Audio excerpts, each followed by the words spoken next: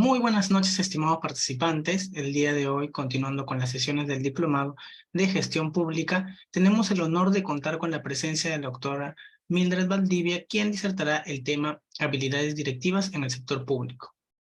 La doctora Mildred es abogada por la Pontificia Universidad Católica del Perú, con postítulo de segunda especialidad en Derecho Administrativo y egresada dentro del 10º superior, con estudios concluidos en la maestría en Regulación de Servicios Públicos e Infraestructura de la Universidad del Pacífico. Se ha desempeñado en diferentes entidades del sector público y privado como asesora en alta dirección. Actualmente es docente de la Escuela de Posgrado de la Universidad Continental y autora de diversos artículos académicos a nivel nacional e internacional.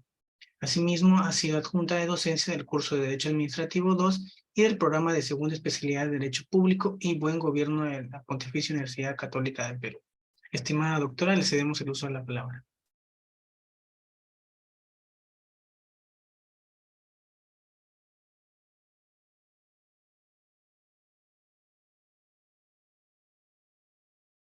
Doctora, ¿me logra escuchar?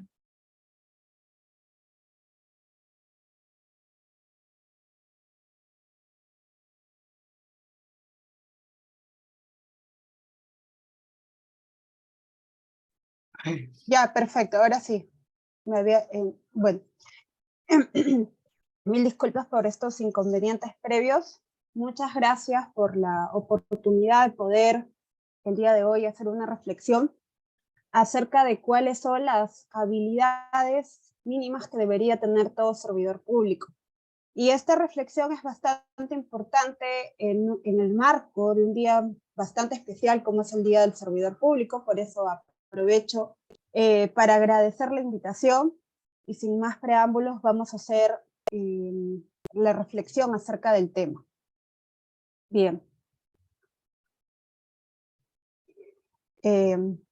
Cuando nosotros hacemos el ingreso al servicio público, este ingreso per se al servicio público demanda que nosotros como servidores públicos contemos con algunas habilidades mínimas, y estas habilidades mínimas, en esta noche vamos a reflexionar sobre 4 habilidades mínimas que debe contar todo servidor público. Pero antes de hablar de estas habilidades mínimas que debería tener todo servidor público, es importante hacer una reflexión acerca de estos términos que son bastante utilizados, ¿no? Que son básicamente habilidad, actitud y actitud. ¿A qué hacen referencia y por qué son tan importantes dentro de las funciones que cumple un servidor público, dentro de las funciones que cumple un directivo público? Entonces, como nosotros vemos acá, vemos una pirámide que es esencial, ¿no? Una pirámide que es esencial y con la que debe contar todo profesional y más aún todo servidor público, porque el ejercitarse o el desempeñarse como un servidor público denota habilidades o denota exigencias muy particulares, ¿no? Para poder hacer un desarrollo eficiente.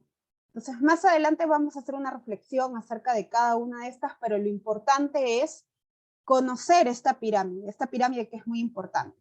En la base de esta pirámide encontramos la actitud, ¿no? Como vemos acá, la actitud es la suma del talento más el conocimiento más la experiencia. ¿Qué quiere decir eso?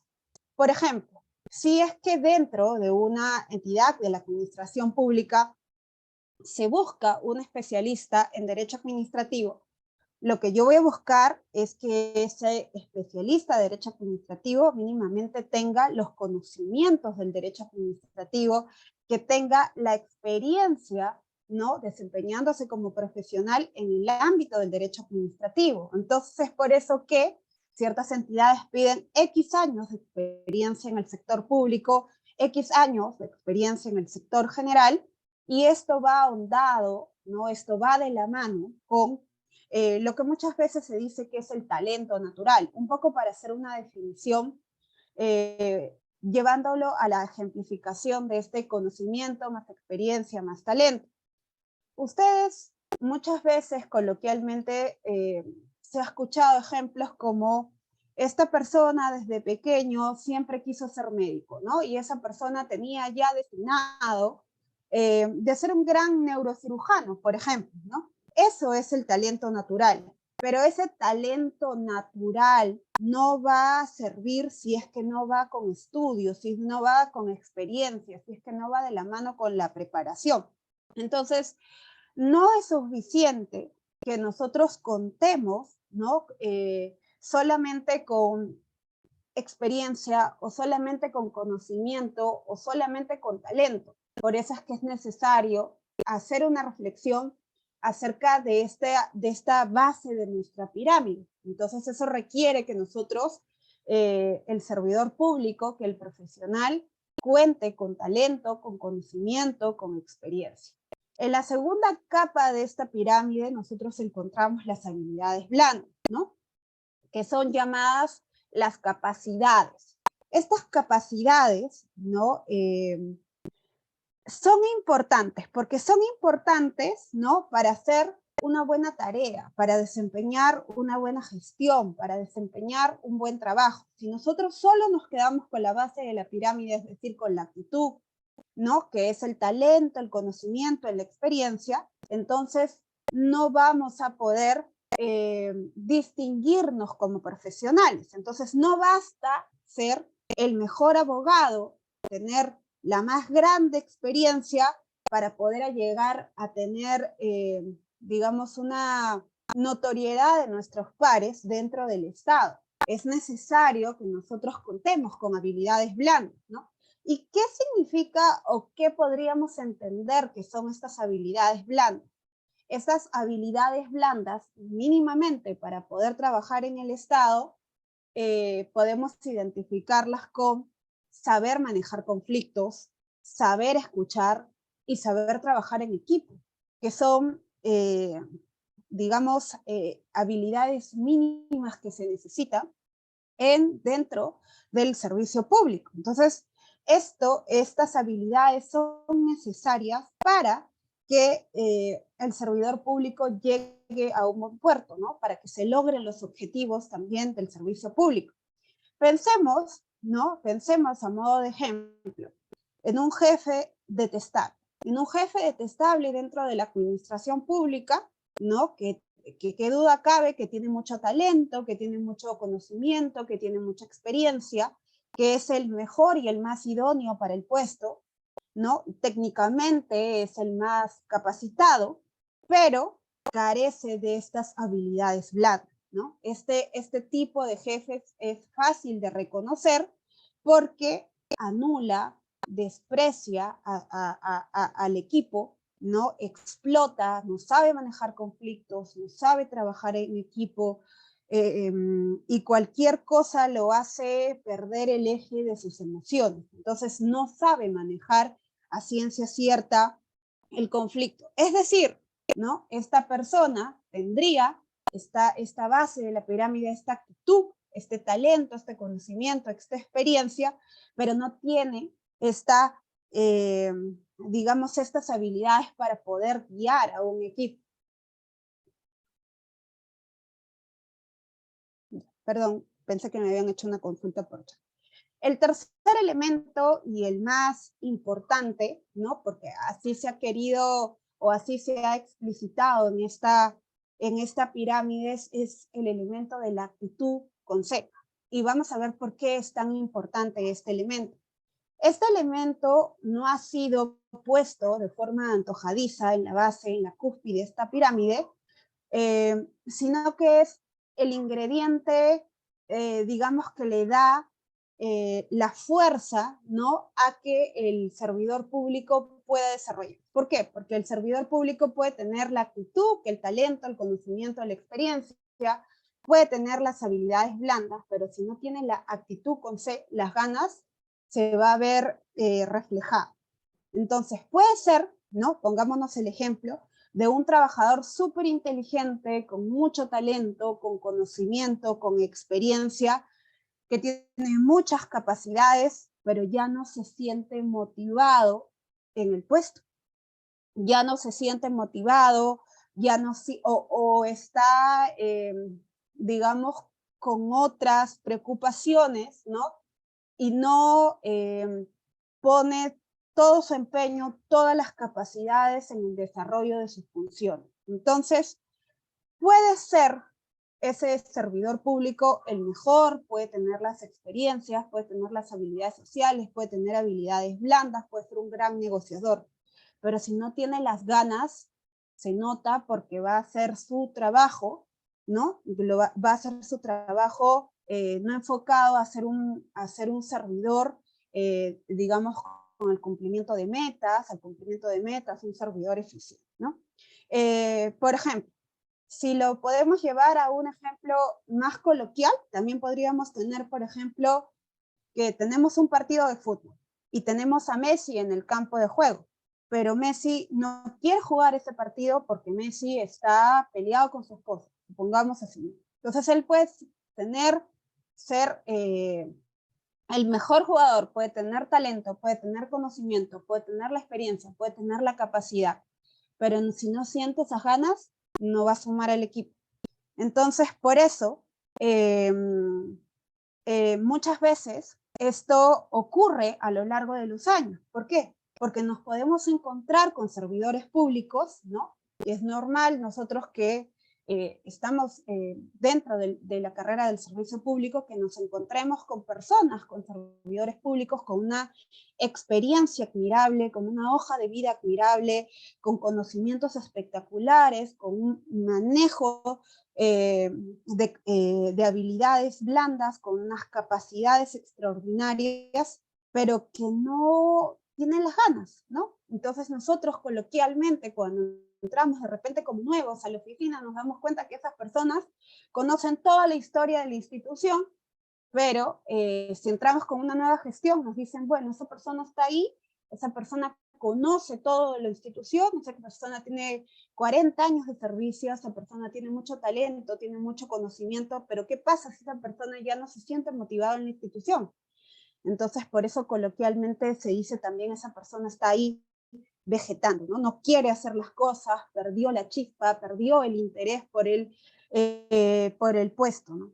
Entonces, por eso es que es importante, ¿no? Que estén estas tres, ¿no? Estos tres componentes estén dentro del perfil de un buen trabajador del Estado. Es muy importante porque el ser un servidor público requiere unas exigencias adicionales, ¿no?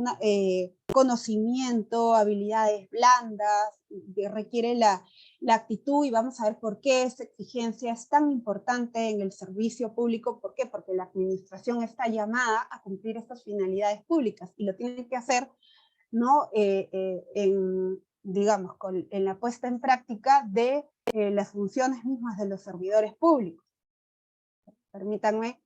Entonces, cuando les hablaba, ¿no? de estos malos jefes que se pueden encontrar dentro de las instituciones públicas, que son los mejores, que tienen el talento, que tienen el conocimiento, ¿no? pero no tienen estas habilidades blandas, no tienen estas capacidades para poder monitorear el equipo, son estos llamados malos jefes, estos jefes que hacen, ¿no? que el servidor público quiera salir corriendo, ¿no? de la institución, que el servidor público muchas veces deje su puesto, y esto es muy lamentable, porque ustedes saben que la administración pública es una administración muy cambiante, y vamos a ver, ¿no? Porque las gestiones van cambiando, entonces van cambiando de jefe y van cambiando la manera en cómo que trabaja esa gestión, cuáles son las prioridades de esa gestión, etcétera. Entonces eso hace que podemos pasar de un buen jefe en el mes de, pónganse, de abril, a tener un mal jefe en el mes de mayo, ¿no? Y el servidor público condenarse prácticamente a tener una persona que lo minimiza, a tener una persona que no tiene estas capacidades para poder potenciar a un servidor público. Entonces, ¿no? Entonces, dentro de ese contexto, como ustedes han visto, es muy importante que nosotros conozcamos esta pirámide, de actitud, habilidades blandas y esta actitud con C, que son las ganas de trabajar, pero esto nos lleva a que el servidor público tiene que contar con 4 habilidades como mínimo para poder hacer frente a los retos del servicio público. El primero es el trabajo en equipo. Si nosotros creemos, el servidor público cree que solo va a ir a algún lado dentro de la administración pública, está totalmente equivocado. La gestión pública, la administración pública en general, el ejercicio de la función pública es muy grande, es muy compleja. Hay, digamos, el interés, la tutela de los intereses públicos de por medio. Entonces, que queramos hacer las cosas de forma individual, que queramos hacer las cosas a espaldas del equipo al que pertenecemos, espaldas a la institución que pertenecemos, sería algo irreal, ¿no? Porque las cosas dentro de la administración pública se tienen que hacer en equipo, ¿no? Esa es la forma para poder generar resultados. Vamos a ver más adelante. Ahora, supongamos, ¿no? Supongamos que queremos trabajar en equipo. Nosotros cuando trabajamos en equipo o cuando estamos dentro de la administración pública, el servidor público entra y hay distintos regímenes, ¿no? Están los CAS, están los 728, están las órdenes de servicio, ¿no? Que no pertenecen, que no son servidores públicos, pero bueno, están ahí, entonces coexistimos con diversas personas, además de esas connotaciones particulares, ¿no? Ya en el ámbito legal de la relación de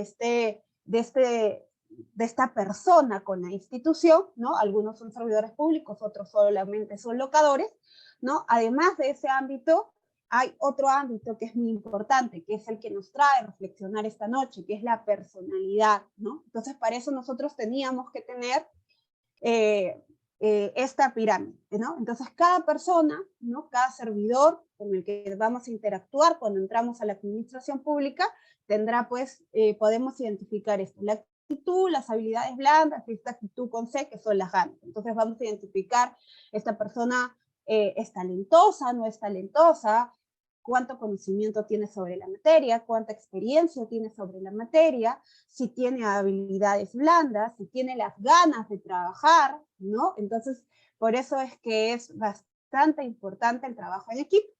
Entonces, a modo de ejemplo, acá les he traído unas láminas, es un primer equipo, ¿no? Un primer equipo que está conformado, un poco esto para que podamos, son ejemplos extremos, pero esto nos va a poder llevar a reflexionar cómo es que en realidad van a estar conformados los equipos. Por ejemplo, tenemos acá un primer equipo que es este cerdito, el jabalí, ¿no? Este mapache, esta tortuga, el perrito, ¿no? Tenemos un equipo B también que está conformado por la avestruz, por la vicuña, por el cocodrilo, ¿no? Entonces, por la suricata. Tenemos un equipo C por la gallina, el conejo, la oveja, el pato, la vaca, y un equipo D que está conformado por la jirafa, por un delfín, por un pollito, por una estrella de mar. En el marco de esta reflexión que estamos haciendo acerca de las habilidades de los servidores públicos, ustedes se preguntarán qué hacemos viendo estas láminas. Estas láminas no están aquí de forma antojadiza. Si nosotros tuviéramos, ¿no? Se tuviera que formar, tuviéramos estos equipos formados, ¿no?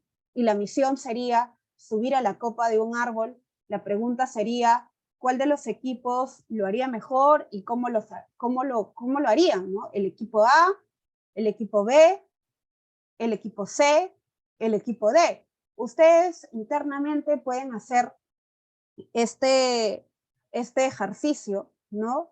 Y pensar, el equipo A tendría más posibilidad de éxito de poder llegar a la copa de un árbol si ustedes fueran el líder de ese equipo, ¿no?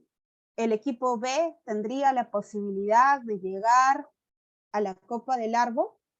¿Cómo hace subir a un cocodrilo a la copa del árbol? El equipo C podría llegar a la copa del árbol. ¿Cómo haríamos subir a una gallina a la copa del árbol? El equipo D tendría posibilidad para cumplir con este objetivo. ¿Cómo haríamos subir a la estrella de mar a la copa del árbol? Entonces, un poco así, de extremo, son los retos a los que se enfrentan no solamente los jefes de equipo, sino también los miembros del equipo.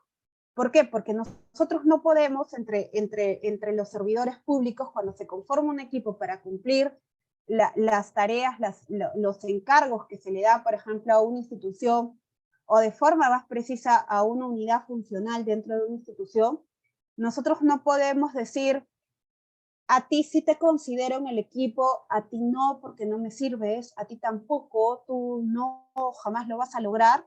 Entonces, tenemos que ver, ¿no?, que los recursos humanos que tenemos, ¿no?, todos los recursos humanos que tenemos son valiosos. Si la misión es llegar a la copa del árbol con estos recursos humanos al equipo que yo pertenezco, sea el equipo A, sea el equipo B, sea el equipo C, sea el equipo D, tengo que crear estos planes de trabajo para poder lograr este objetivo, ¿no? Entonces, por ejemplo, ¿no? Acá, por ejemplo, la jirafa podría, o sea, podrían generarse estrategias. La jirafa podría estar al pie del árbol y que todos los animalitos vayan subiendo por ahí, ¿no? Y entienden, entonces, con los recursos que se tienen, con los recursos humanos y los recursos que se tengan, nosotros tenemos que cumplir el objetivo, ¿no? Entonces, la constante de estos equipos, de estos ejemplos de equipos que hemos puesto acá, si bien es cierto, son equipos sumamente diferentes, ¿no? Vemos que hay bastante diferencia, ¿no? Pero eso no equivale, ¿no?, a poder descartar a los miembros del equipo, o no equivale a decir, este equipo no sirve porque tiene al animalito tal, ¿no? Entonces, por eso, cada vez que nos planteemos el reto de trabajar en equipo, esta sería la moraleja a la luz de estos extremos tan importantes, tenemos que tener claro, uno, ¿no?, el servidor público tiene que tener claro, uno, que somos diferentes, ¿no?, que no somos igual. En un equipo, difícilmente en un equipo dentro de la administración pública vamos a ser todos iguales. Tenemos distintas experiencias, tenemos distintas habilidades, tenemos distinta formación, e incluso hay distintas ganas en el logro de los objetivos. Entonces, por eso es que debemos partir de eso, ¿no? Entonces, si alguien plantea, ¿no? Si alguien viene y dice, no, aquí el trabajo en equipo implica que todos trabajen, de igual forma, ¿no? Estaría desnaturalizando el trabajo en equipo. ¿Por qué? Porque nosotros tenemos que partir de que hay lo que les decía, y hagan un recordatorio de esta pirámide, ¿no? Entonces, que tenemos habilidades, talentos, experiencias, ganas diferentes. Entonces, en el trabajo en el equipo, la búsqueda más bien de trabajo en equipo es el que cada uno de los integrantes pueda verse inspirado, pueda desarrollar su potencial de acuerdo al plan. Por eso es que se necesita también un líder de equipo, ¿no? Y que lo lleve justamente a cumplir con ese objetivo. Entonces, por eso es muy importante construir un equipo, ¿no? Pero no podemos construir un equipo descartando a las personas. Nosotros en el servicio público no es como un equipo de fútbol que vamos a comprar a los jugadores, que vamos a traer a tal jugador porque es mejor delantero, al otro porque es mejor defensa y le vamos pagando. O sea, claro, a veces, ¿no?, entra nueva gestión y viene con ciertos miembros de su equipo, pero tiene un equipo de base y con las personas de su confianza que de repente traiga, forman un equipo.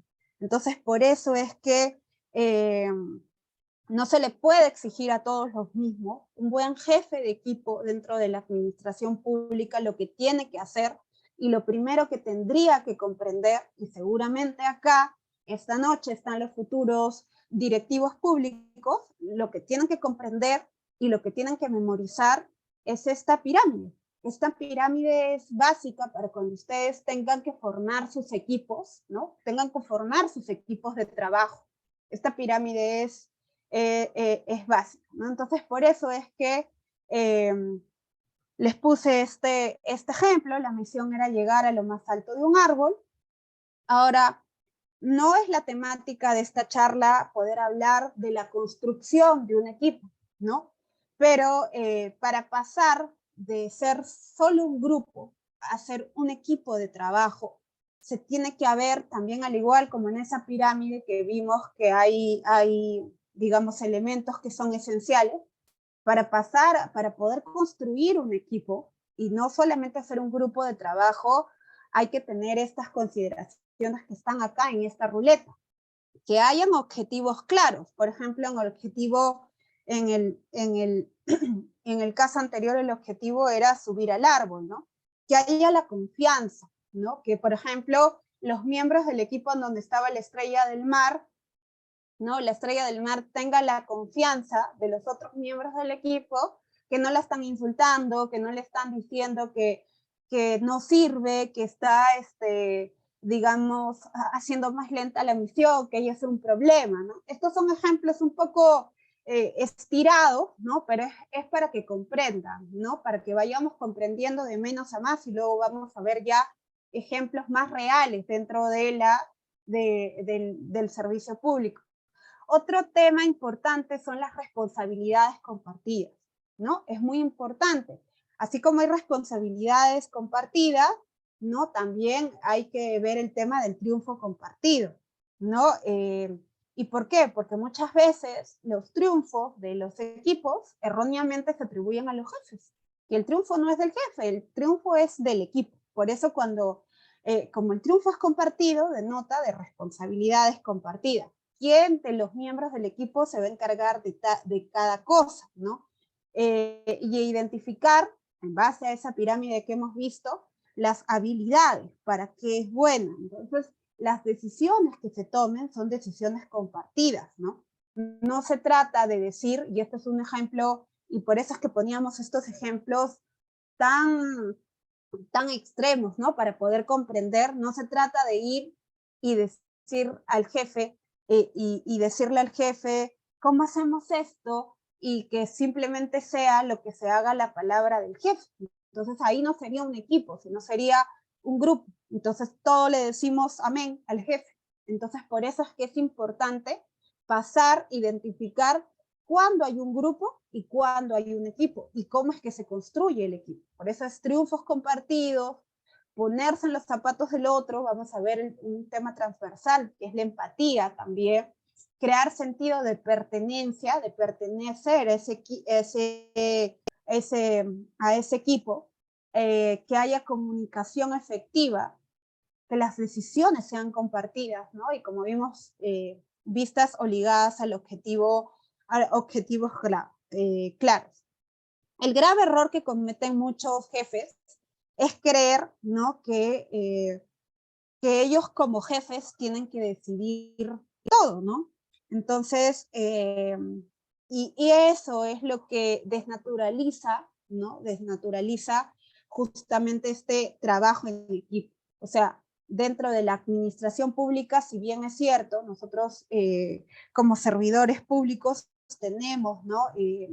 Digamos, tenemos un deber de obediencia a nuestro jefe, pero si trabajamos en equipo, estas personas que forman, ¿no? Que forman parte del equipo y que tienen habilidades, que tienen experiencia, que incluso pueden tener más experiencia que el jefe, son importantes, ¿no? Son importantes que este jefe de equipo las escuche en la toma de decisiones, ¿no? Entonces, por eso es que es muy importante también que el jefe de equipo traiga habilidades como la comunicación efectiva, ¿no?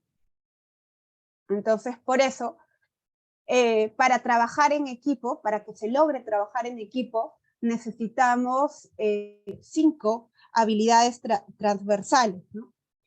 Ser empático, tener escucha activa, ser organizados, planificar y ejecutar, ¿no? Entonces, y esto es muy importante, y cuando nos referimos cuando vemos acá en este icono ejecutar, ¿no? Muchas veces equivocadamente se piensa en la administración pública que si se ejecuta,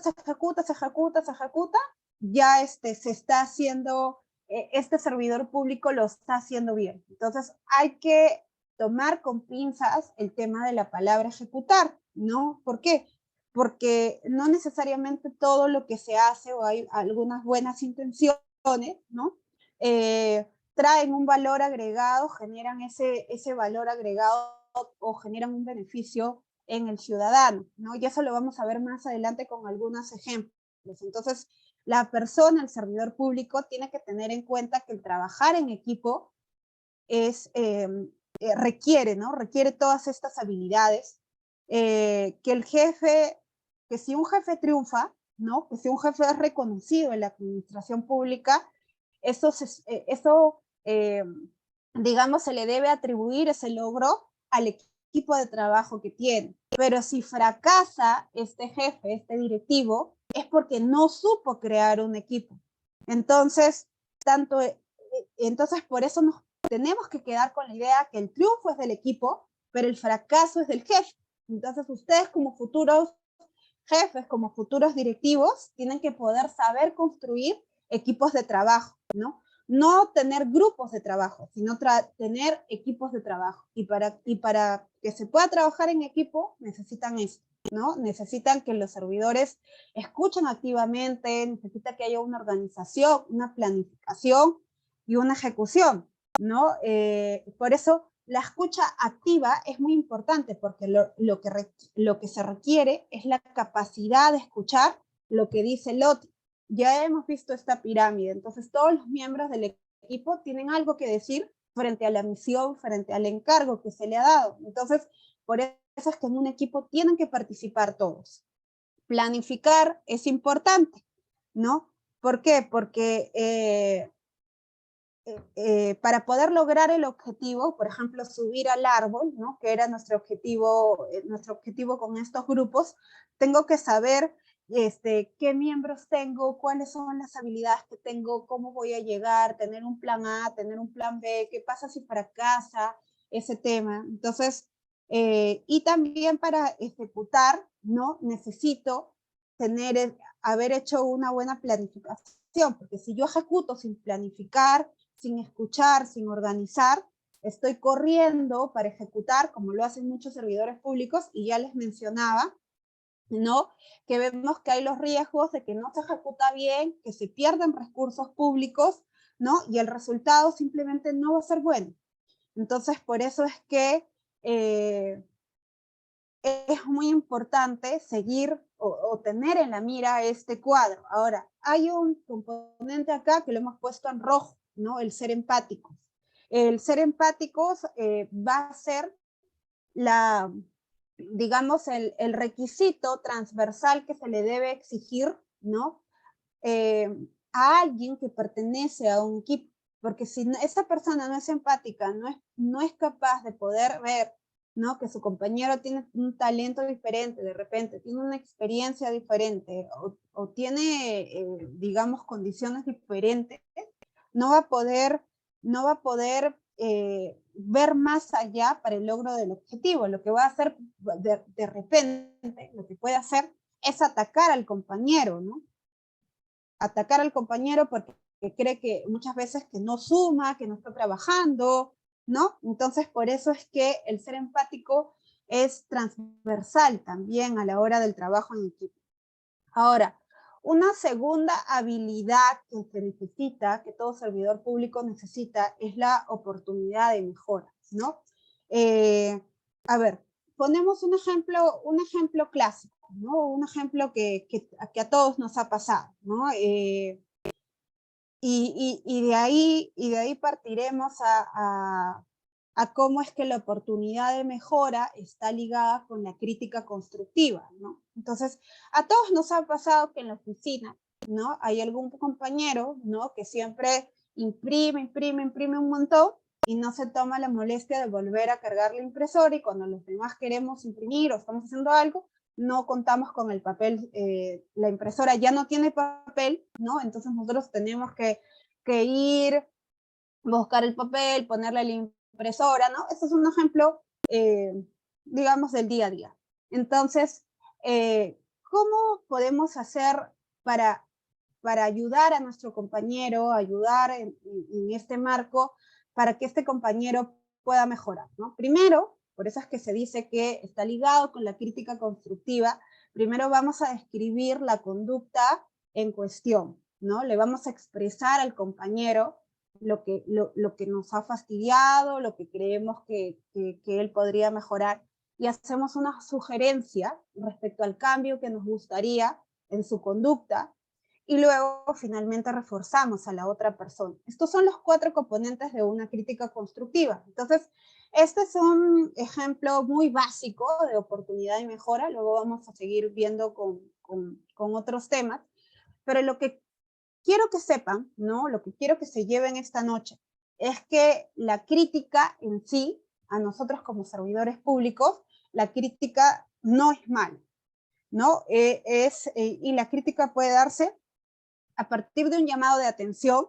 Somos seres humanos, no somos perfectos, hemos visto, podemos cometer errores dentro de un equipo también, reconocemos que hay diferentes, ¿no? Que hay diferentes personalidades. Reconocer que toda crítica es una oportunidad de mejora. Ahora, y aquí un poco ligado a esta primera pirámide que vimos con las habilidades blandas, ¿no? Que hay jefes malos también.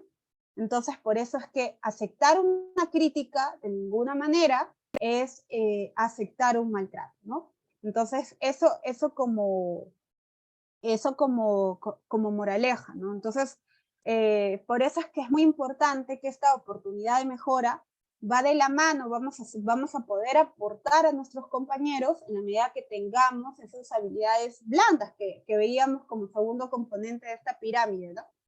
Entonces, por eso acá hay una frase: me gusta la gente capaz de criticarme constructivamente de frente, pero sin lastimarme ni herirme. Esa gente que tiene talento, ¿no? Que tiene un sentido de justicia, a eso les llamo mis amigos. Entonces, nosotros que interactuamos, que estamos la mayor parte del tiempo dentro de una institución, estamos llamados a desarrollar estas habilidades blandas, a poder hacer críticas constructivas a nuestros compañeros, porque finalmente esto va a tener un impacto en el equipo, y al tener un impacto en el equipo va a tener un impacto en la institución. Otra de las habilidades que tiene que tener un servidor público es la capacidad de resolver problemas, ¿no?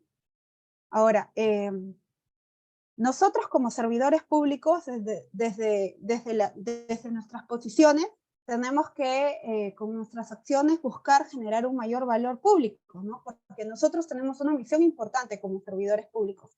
Las funciones que cumplimos, ¿no? Tienen un impacto en la institución, y digamos, este impacto en la institución también va de la mano porque lo que se hace es transformar vidas de los ciudadanos, ¿no? Entonces, por eso es que debemos estar preparados, no solamente preparados en los conocimientos acerca de nuestra carrera, de nuestra especialidad, sino preparados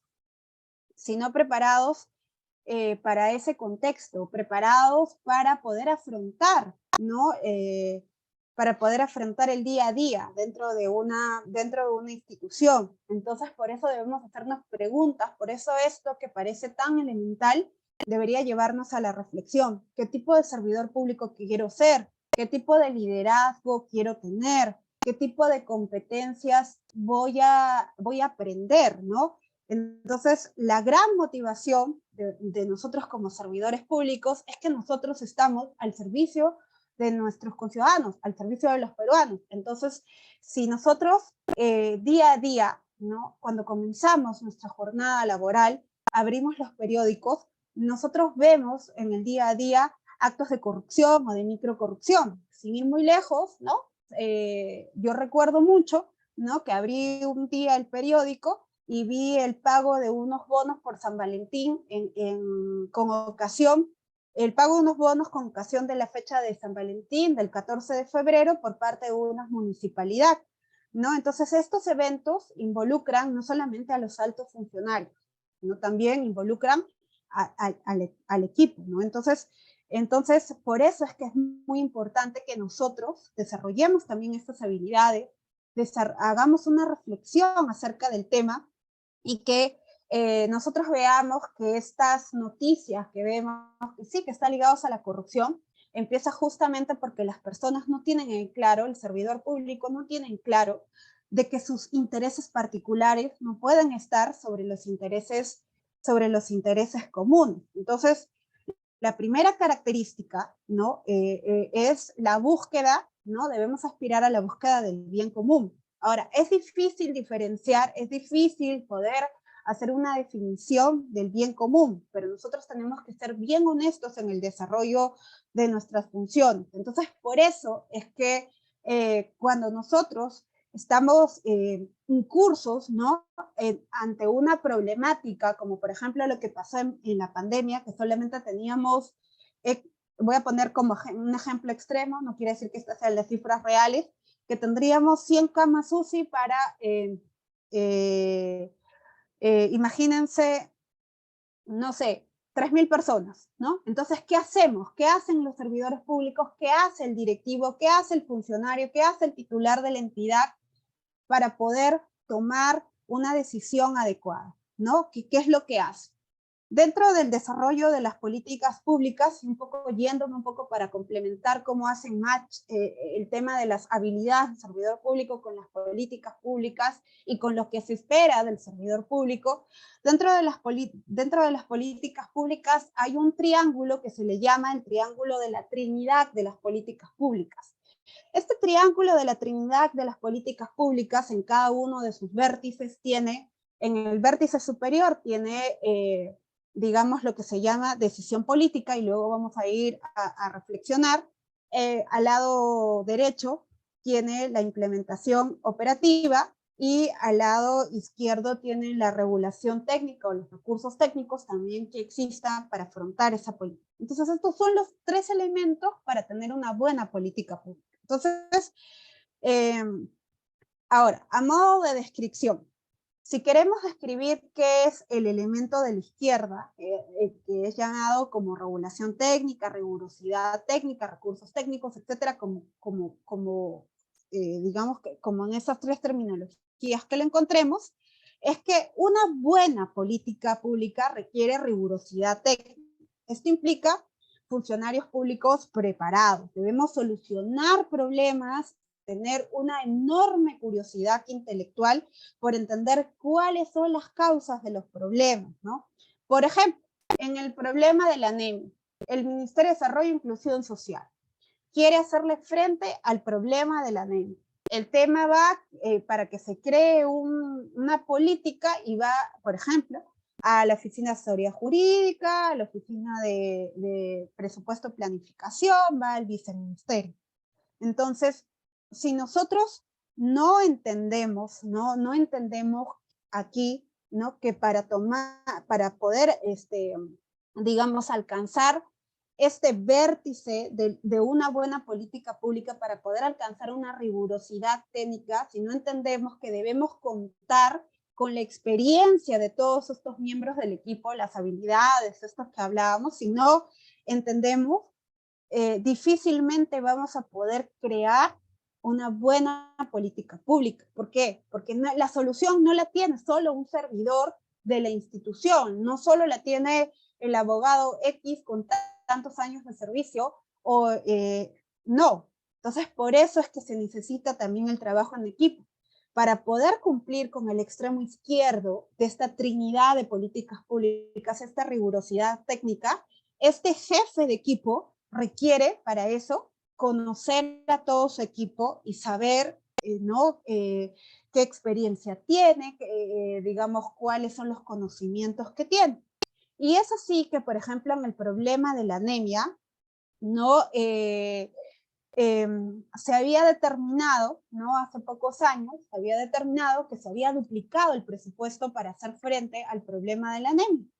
Pero sin embargo, no se hacía frente. Entonces, ¿cómo es que lo resolvieron? Lo resolvieron a través de un trabajo en equipo, porque alguien, un miembro, ¿no? del equipo, puso a conocimiento del jefe, del líder del equipo, que tiene, ¿no?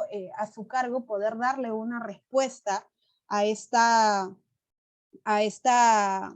situación, pusieron el tema de las visitadoras comunitarias, porque si bien es cierto, el presupuesto para hacer frente a la anemia se había duplicado, se compraba el hierro, se compraban todos los insumos para ponerle a los niños menores de 1 año, muchas madres desconfiaban del Estado, tenían muchas dudas, así como en el tema de las vacunas, tenían muchas dudas y no querían ponerle estos nutrientes a sus niños. Entonces, por eso, para acercarnos al ciudadano, el problema se resuelve justamente con las visitadoras comunitarias. Pero solamente fue a partir de la instauración de estas visitadoras comunitarias, ¿no?, que se reduce la anemia hasta un 50%. Entonces, esto es un problema tangible, es un problema real en nuestro país, ¿no?, en donde el índice de niños con anemia es bastante alto.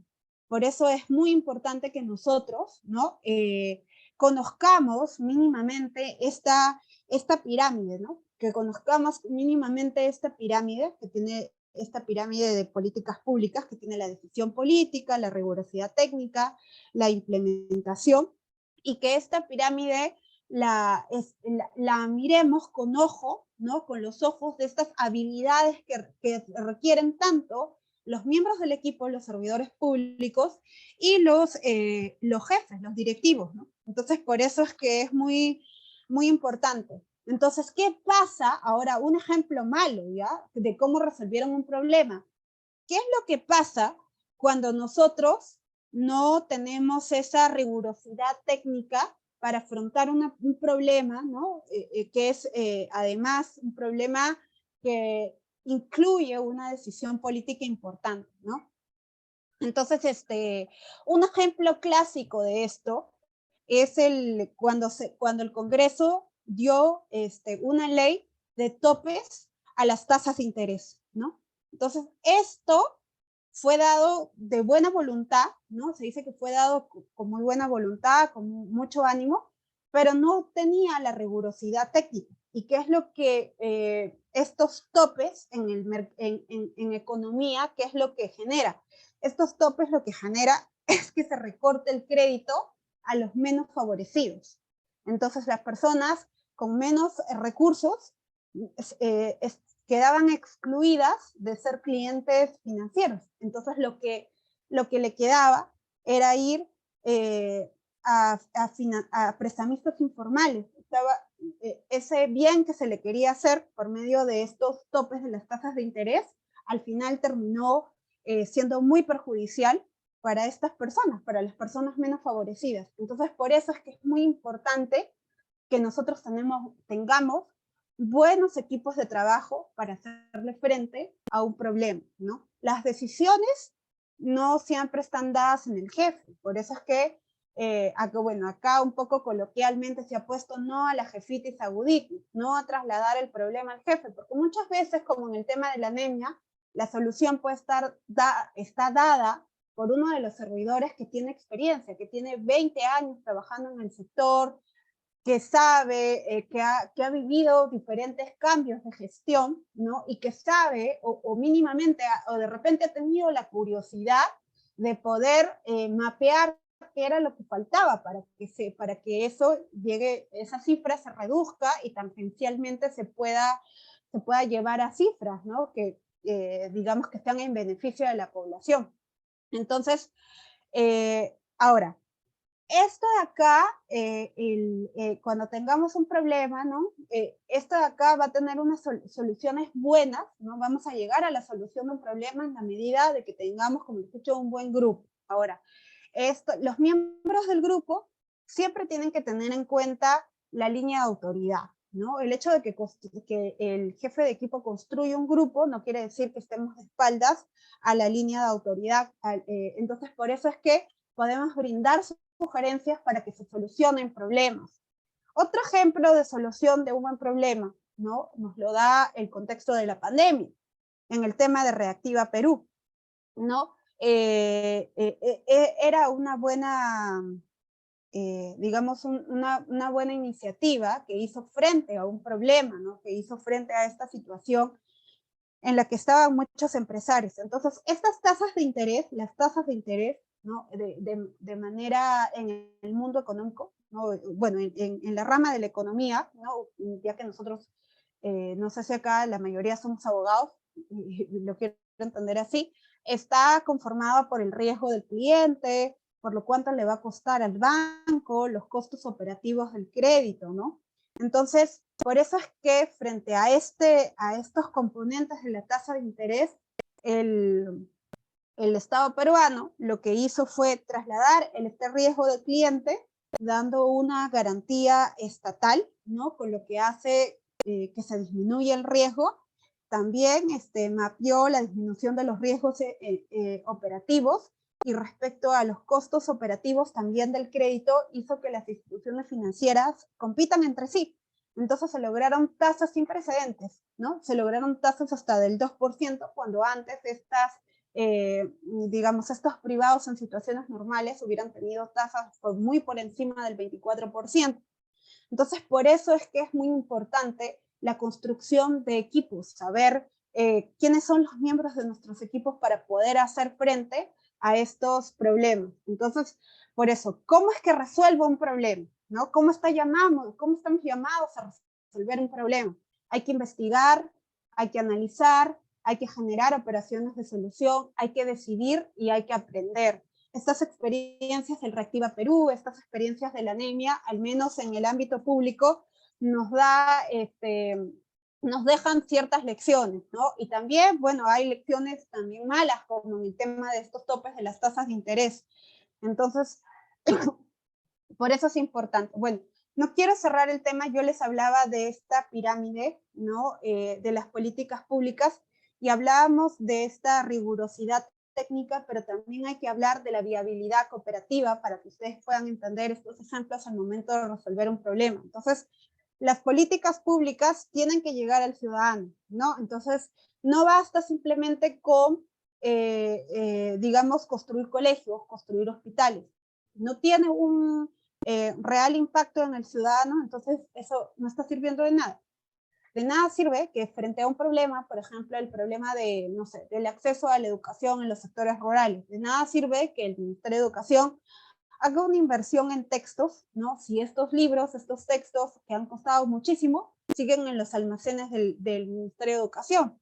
O el Ministerio de Transportes, por ejemplo, a través del Programa Nacional de Telecomunicaciones. De nada sirve que hayan negociado de forma espectacular la adquisición de tablets, y estas tablets no llegan a los sectores menos beneficiados, no llegan a los, a los niños, ¿no? Para cambiar realidades. Entonces, por eso es que es muy importante, y por eso es que el ejemplo también de la anemia era muy importante, ¿no? Era la viabilidad cooperativa. Y bueno, y en la cúspide habíamos visto del apoyo político, ¿no? Qué duda cabe que lo político también tiene un papel importante, que no es materia de reflexión esta noche, pero lo político también tiene un papel importante en la creación de políticas públicas, incluso tiene incidencia cuando se nos pide algún resultado y tenemos que trabajar en equipo, ¿no? Para lograr. La cuarta habilidad, que es la posibilidad de adaptarse. En un contexto tan cambiante como es la administración pública, la capacidad de adaptarse es fundamental. Ya les hablaba yo, ¿no? Que para nosotros como servidores públicos tener una línea de proactividad, tener una línea de productividad que en sí mismo, tenemos que ser conscientes que la administración pública se está cambiando. La administración pública puede cambiar de un momento a otro, ¿no? Por ejemplo, viene un nuevo ministro. El nuevo ministro viene con su personal de confianza, viene con sus directores, viene con su secretaria general. Entonces, por eso es que nosotros, el servidor público, tiene que adaptarse más rápidamente. Si además en el ámbito privado el adaptarse incluía, por ejemplo, conocer herramientas informáticas, conocer, no sé, lo último en tecnología, el servidor público tiene algo más, ¿no? El servidor público tiene que en el mundo de la gestión pública es sumamente, todos saben que es sumamente volátil, que es cambiante, ¿no? En el mejor de los casos, por ejemplo, las municipalidades cada ciertos años, pero en el tema de los ministerios, por ejemplo, ¿no? En uno de los últimos gobiernos vimos cómo es que se cambiaba casi semanalmente a los ministros. Entonces, la inestabilidad en el servicio público es la regla, ¿no? La inestabilidad que en la administración pública es la regla. Por eso es que el servidor público tiene que tener la capacidad de poder adaptarse y tiene y esto va de la mano con el tema de la adaptabilidad al cambio, la adaptabilidad a estas circunstancias que les hacía mención, la adaptabilidad también a las nuevas herramientas, al entorno, las prioridades cambian, y que lo único que podemos tener nosotros como servidores públicos es la seguridad de que la administración pública está en constante cambio, ¿no? Y que lo normal, la regla es el cambio. Entonces, con eso termino la reflexión de esta noche. Muchas gracias.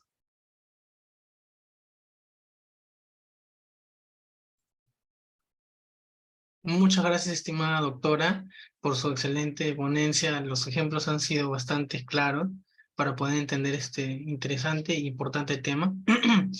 Y bueno, le quería hacer trasladar algunas preguntas que nos han mandado por el link de YouTube, porque estamos transmitiendo en vivo. ¿Se le podría trasladar? ¿Sí? Sí, por supuesto. Ok, bien. Galia nos dice... buenas noches, estimada doctora. Gracias por la ponencia. ¿Me podría comentar cuáles son los desafíos más comunes que enfrentan los líderes en el sector público en temas de habilidades directivas y cómo se pueden superar? Sí, mira,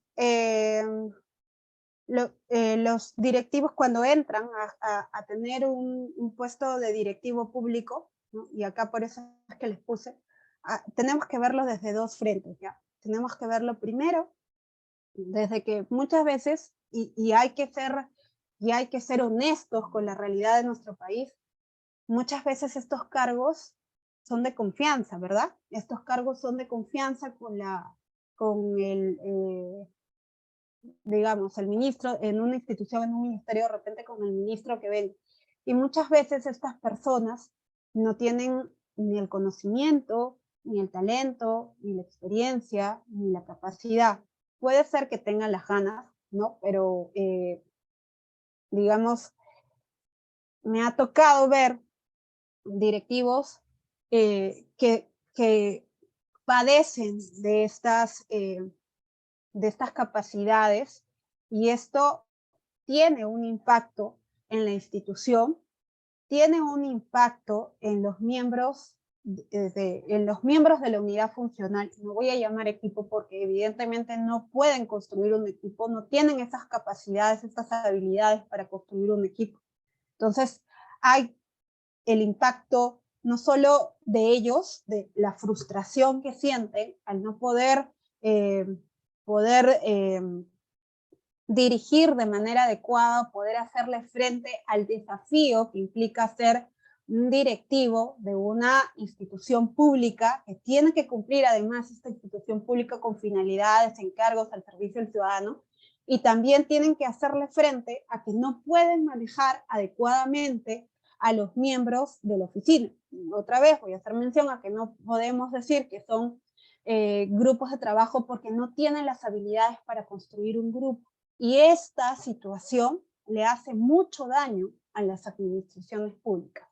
Por eso es que es muy importante que nosotros nos formemos como servidores públicos, ¿no? Nos formemos en esta, y veamos de manera muy reflexiva esta pirámide, ¿no?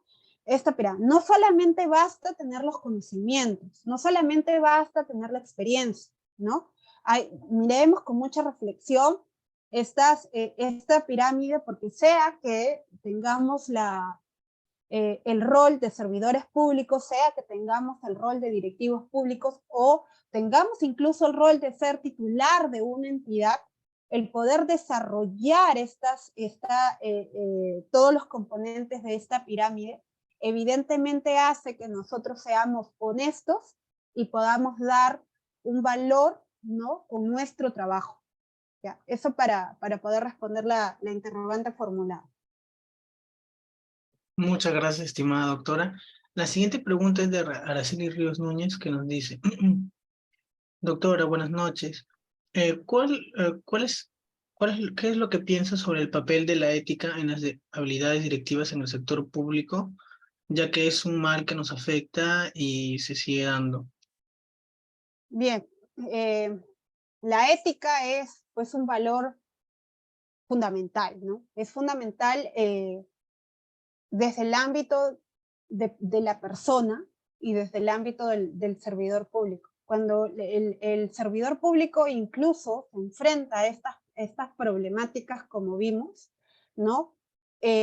Muchas veces prima, como bien lo habíamos visto, primaba el interés particular, el interés individual sobre el interés que se le encarga a la institución proteger, y que nosotros también tenemos un deber de ser honestos, de proteger a través de la función que nosotros realicemos. Por eso es que la ética en el ejercicio de la función pública es un valor del que no podemos prescindir, ¿no? Es un valor que tiene que estar en el servidor público. Ahora, qué difícil, ¿no? Qué difícil poder categorizar al servidor público en el acceso al servicio público, qué difícil poder categorizar acerca de si es que este servidor es una persona que tenga o que practique ese valor de la ética. Qué difícil, ¿no? Qué difícil para nosotros, muchos de los servidores públicos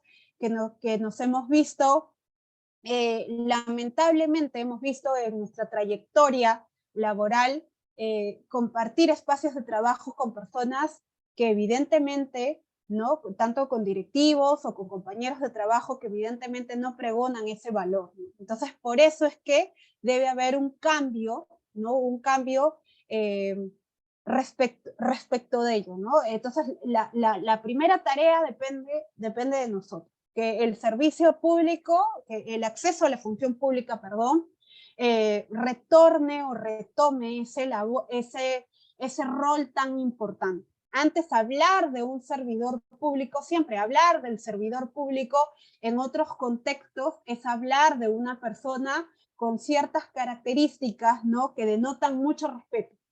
Hoy hablar del servidor público, lamentablemente, por la coyuntura de nuestro país, por lo que estamos viendo, ¿no?, ha quedado desdibujado. Y en el marco, ¿no?, del Día del Servidor Público, debemos hacer una reflexión acerca de qué tipo de servidor público nosotros queremos ser, qué tipo de impacto queremos dejar en nuestra institución y hacia dónde vamos. ¿Hacia dónde vamos? No basta, por eso les digo, esta pirámide era fundamental.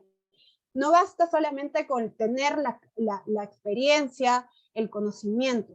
Si como servidores, como profesionales, no desarrollamos estas habilidades blandas, no desarrollamos todos estos componentes, difícilmente podamos dejar huella en nuestro paso por la administración pública. Muchísimas gracias, estimada doctora. Y bueno, la última pregunta es de Miguel Tello, que nos dice, doctora, además de las habilidades que aún mencionado, ¿también cree que es importante que los líderes en el sector público tengan habilidades de comunicación efectiva? Sí, sí, por supuesto. Yo les he mencionado 4 tipos, solamente por la extensión, el tiempo dado, simplemente les he mencionado 4 habilidades, ¿verdad? Que hemos hecho reflexión un poco rápidamente esta noche. Pero acá, como les digo, en las habilidades blandas, ¿no? Acá teníamos las habilidades blandas. Y dentro de las habilidades blandas está justamente la comunicación efectiva, saber comunicar, ser asertivos en lo que decimos, ¿no? Entonces, por eso es que en algún momento puse el ejemplo de estos malos jefes, ¿no? Estos malos jefes que no cuentan con estas habilidades, y dentro del cajón de habilidades puede caber una extensa lista, no tienen estas habilidades, y en esas, por ejemplo, la habilidad de poder comunicar, y traspasan esa línea, ¿no? Esa línea de respeto hacia los miembros de la oficina. No voy a llamar otra vez grupo de trabajo, no los voy a llamar equipo, no los voy a llamar así, porque no, ni siquiera un jefe o un directivo que no tenga la capacidad de poder comunicar asertivamente, que no tenga el tacto para poder, digamos, comunicar sin lastimar, ¿no? Que no saque lo mejor de su equipo, no, digamos, difícilmente va a llegar a buen puerto. Listo, doctora. Bueno, le robo un poquito más de unos minutos más para que se pueda responder la pregunta de Martín Saavedra, que nos dice: buenas noches. ¿Qué mecanismos se usan para contrarrestar la alta volatilidad del empleo público? ¿Considera que debería usarse regímenes especiales de contratación o sistemas de incentivos? Mira, yo creo que se han dado avances en el tema de poder de que servidores públicos talentosos sigan en las administraciones públicas, ¿ya? A través de estas becas de estudio que se les da, a través de distintos incentivos que se da, ¿no? Que duda cabe que han quedado servidores talentosos que han ido incluso a estudiar fuera, que el Estado les ha pagado, han vuelto y han volcado sus conocimientos en la administración pública. Pero como bien lo dije, la administración pública, la gestión pública es sumamente volátil, ¿no? Entonces, estos servidores van, estudian, vuelven a la institución, digamos, plasman un poco sus conocimientos. Los buenos servidores que sí tienen un amor a la institución se quedan ahí en la institución, algunos otros por ya intereses particulares de repente cumplen el tiempo, ¿no? Obligatorio, ¿no? Que se les pide a estos servidores y luego pasan al privado. Lo cierto es que debería haber un mix, o sea, que no solamente deberían haber estos sistemas de incentivos como tú bien mencionas, sino que ahorita, más allá de crearse regímenes especiales de contratación, se debe hacer una revisión de toda la coexistencia de regímenes de contratación, ¿no? Que existe en el servicio público, ¿no? Que existen en las instituciones. Porque, ¿no? A modo de ejemplo, para aquellos que no tienen mucha experiencia o conocimiento, ¿no? En el sector público, puede ser que yo, ¿no? En un ejemplo muy particular, que yo entre como abogada CAS, ¿no? Y haga ciertas funciones, y tenga mi compañero que es 276 y tenga funciones muy parecidas a las mías, pero gane la tercera parte que yo gano. Y puedo tener una orden de servicio, a la vez puede haber un locador, ¿no? Que haga muchísimo menos de los dos y tenga una prestación mensual, ¿no? La prestación que se le da por esta orden de servicio a este locador sea incluso superior a la que yo gano como CAS. Entonces, por eso es que debe haber una revisión, ¿no? De todos estos regímenes que actualmente coexisten. Hay mucho desorden en los mecanismos de contratación, hay muchas leyes, ¿no? Especiales, ¿no? Se trató de poder llevar a un orden a esto, pero qué duda cabe que para un servidor de carrera, para un servidor de planta de 276, qué duda cabe que va a sentir desmotivación si entra un personal CAS, además con menos años de experiencia, de repente más joven, y que gane 3 veces más que ellos. Entonces, por eso es que aquí, ¿no? Otra vez tendríamos acá, perdónenme la pirámide, tendríamos que esta persona perdió la actitud con C, perdió las ganas, ¿no? Eso puede generar un impacto. Entonces, por eso es que hay que ver con mucho detenimiento tanto los componentes humanos, ¿no? Que hay dentro de las instituciones. Listo, estimada doctora. Muchísimas gracias. Realmente ha sido bastante amable en responder las preguntas que han generado los participantes y, bueno, su exposición queda claro que ha sido muy buena. Entonces, esperamos contar con su participación en futuros eventos. Muchas gracias a ustedes por generar estos espacios de reflexión y muchas gracias a todos los asistentes. Los invito a que desde hoy puedan reflexionar acerca de estas habilidades que tenemos que ir construyendo para realmente hacer un cambio en el servicio público. Y qué más que reflexionar en un día tan especial como hoy, ¿no? Gracias. Muchas gracias, estimados participantes. Eso ha sido todo por el día de hoy. Y bueno, que tengan un excelente inicio de semana.